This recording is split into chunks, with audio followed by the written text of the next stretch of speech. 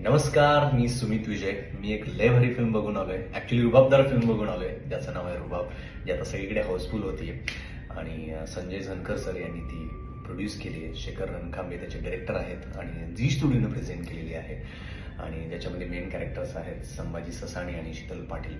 या दोघांनी खरंच भारी काम केले. ऍक्च्युली सगळ्याच कॅरेक्टर्सनी भारी काम केले. कारण जेव्हा आपण ट्रेलर बघतो ना, तेव्हा आपल्याला फर्स्ट इम्प्रेशन असं होतं की नाही ही फिल्म सैराट सारखी आहे का, किंवा कारण तसं इम्प्रेशन पडतं. पण फिल्म बिलकुल नाही आहे सैराटसारखी. तिचं एक स्वतःचं रूप आहे, त्याचं एक स्वतःचं वेगळेपण आहे.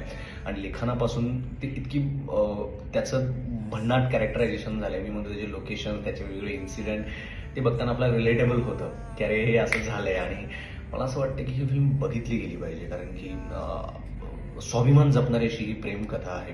सगळीकडे हाऊसफुल चालली आहे. तर मी सगळ्यांना रिक्वेस्ट करतो आणि मी तुम्हाला म्हणतो की तुम्ही जाच. ते आपल्या जवळच्या थिएटर्समध्ये आलेली आहे. तिकीटं काढा आणि ही रुबाबदार फिल्म जाऊन बघून या. तुम्हाला भारी वाटेल, मजा येईल. काहीतरी वेगळे पण वेगळी प्रेमकथा बघायला तुम्हाला मिळेल. सो नक्की जावा आणि बघून या रुबाब फिल्म.